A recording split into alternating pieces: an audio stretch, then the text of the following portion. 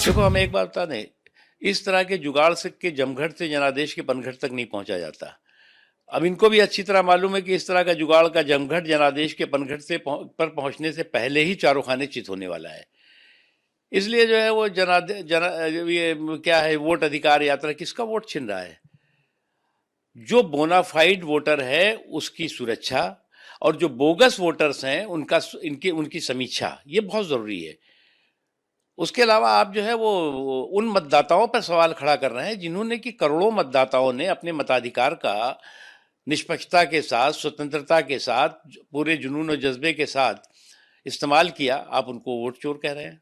बिहार का चारा चोराया हो, जिस व्यक्ति ने हलकतरा पिया हो, जिस व्यक्ति ने रेलवे के जमीन लिया हो, उस व्यक्ति के द्वारा ये कहा जा रहा है कि चोरी करके ये लोग सीना चोरी वाले लोग।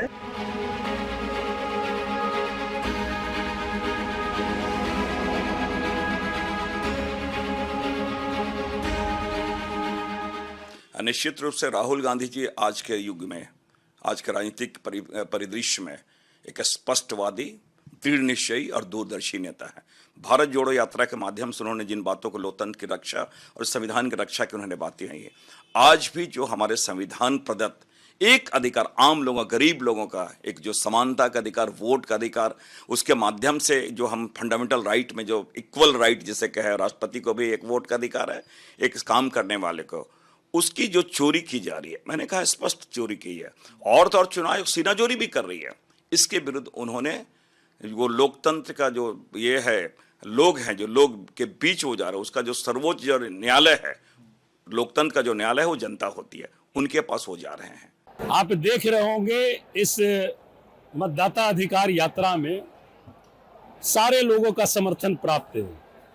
आज हमारा वोट काटा गया है, हमारे लोग जान रहे हैं कि आज हमारा वोट काटा गया है। अगर मदन बाबू हमको सपोर्ट नहीं करेंगे तो कल मदन बाबू का वोट काटेगा तो अभय कुशवाहा नहीं सपोर्ट करेगा।